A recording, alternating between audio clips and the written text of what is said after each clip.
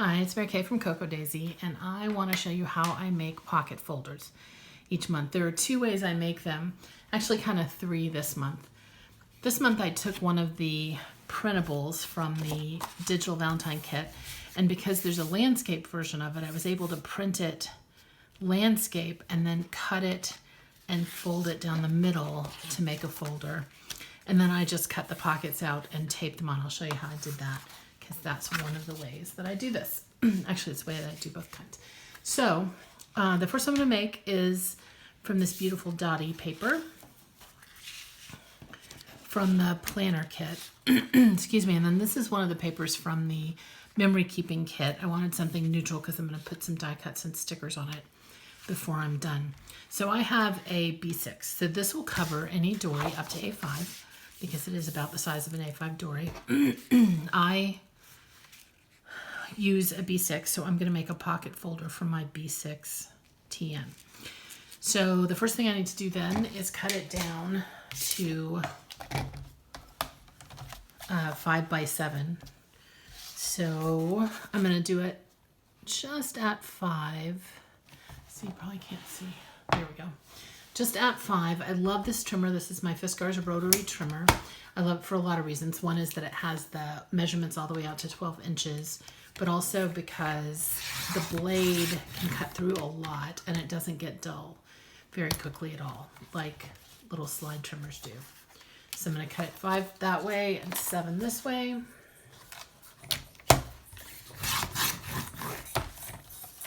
That was simple enough.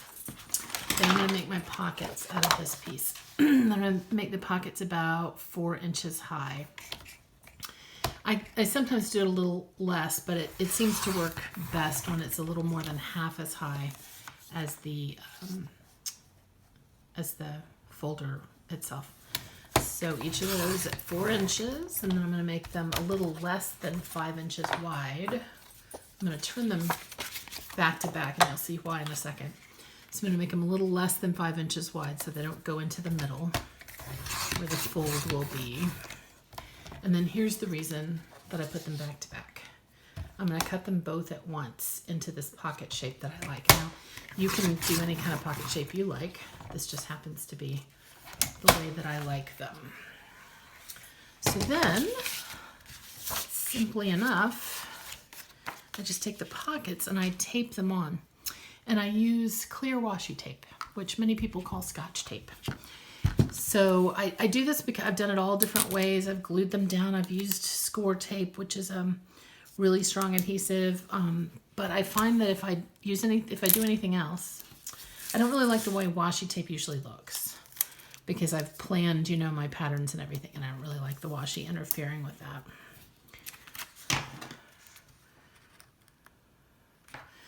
So I like my clear washi. It's also cheap and readily available. So then I usually turn it over so that I can see exactly where the paper is. And I just line it up and tape it on.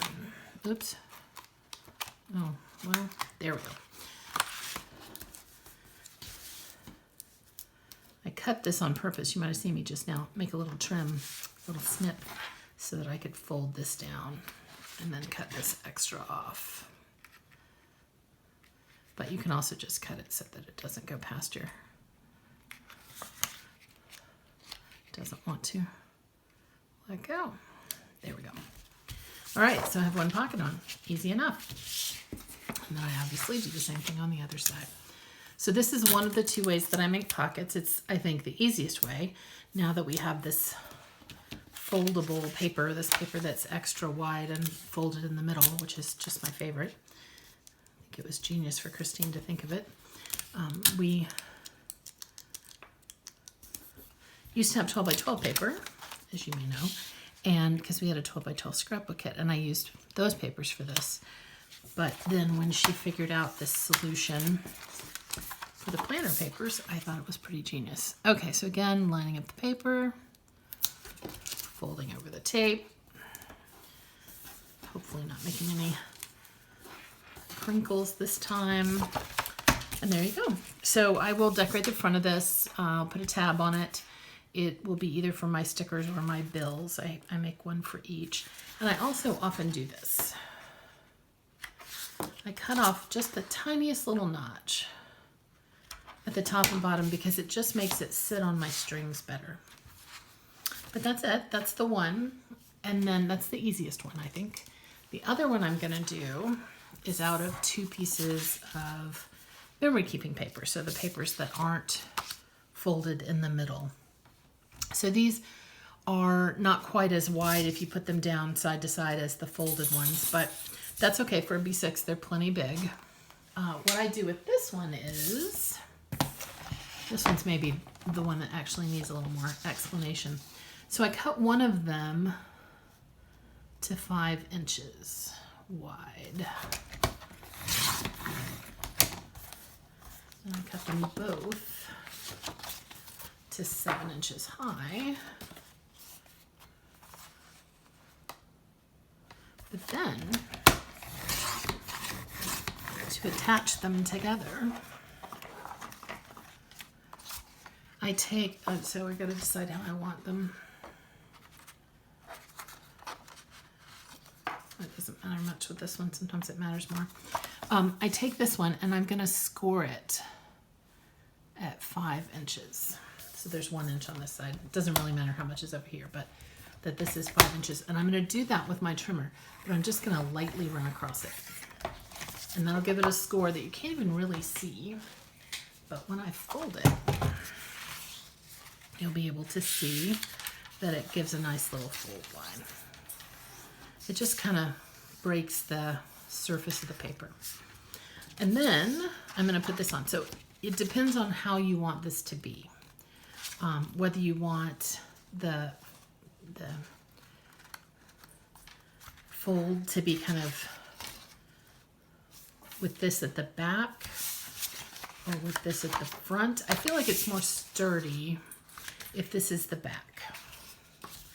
And I'm going to use my favorite adhesive, Scotch Dot Roller, to stick this down. So I'm going to put the adhesive on this part. And I'm going to use more than I would for just making a greeting card or sticking down a die cut because it's got to hang on. It's got to stay tight. This is great adhesive. Like I said, it's my favorite. Then I'm going to line it up so everything is all straight and stick it down. Now, if you wanted to, you could use some clear washi inside and reinforce it there. I don't really think that's necessary. So I am going to do it this way with the folded one on top. No, the folded one on top. Oh, no, I'm not, because look, I am off a little here. I'm going to redo this. This is one of the great things about Scotch Dot Roller, that for some period of time after you stick it down, it's pretty forgiving. You can move it around a little bit. Not a lot, but you can make some little adjustments. Now, over time, it'll get really stuck, and you won't want to try that. There we go. So that looks better, I think. There we are. Now, I'm going to make the inside out of the same paper as the outside. I don't usually do that, but I really love this paper. This is very me. The whole watercolory splotchy thing is right up my alley. So I'm going to take these 2. That will be 4 inches high. And this part is just like the other one. I'm going to make them a little less than 5 inches wide. And then make sure back to back before I do my pocket shape. And then putting them on the pocket or on the folder is just like the other time. You just tape them down with the clear washi. And then I'll make those little notches for my strings. Now, I think that I'm trying to think about what would be the best way to do this for an A5, and I think I I would try it a couple ways if I was using rings. I would try it by, okay, this is, let me just interrupt myself to say, this is where I would cut this off.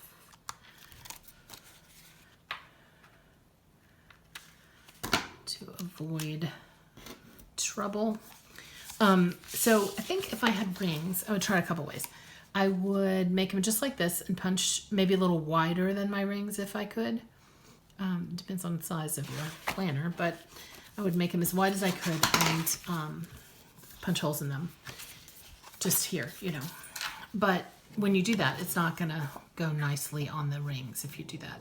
So I would also maybe try using one of those. Have you seen at the office supply store? It's a plastic thing that has a slit and then it has the holes. So you put this through the slit. I think it's from magazines. I don't know for sure if they have them in A5 and Personal, but I might even try making one of those out of a laminator. Please forgive my dog. I think my husband might be home and she is announcing his arrival, heralding his arrival as she does every evening. All right, so that would be one way to do it, is to, or you could even make the, depending on, again, the size of your planner, you can even make the whole thing on a piece that's wider that you punch holes in. So the way that I did this here, you could have left this piece wide and then folded this piece and pasted it on and left yourself this attached and then punch the holes there. You also can make these with a laminator. I have a video on how I did that. So if you want to take a look at my Fun with Lamination video on my channel, it shows kind of how I made these with laminators, and it doesn't show me feeding it through, but I talk about how a couple different ways I did it and what worked best and so forth. But that's how I make my pocket folders every month. Thanks. Thank you for being part of Cocoa Daisy.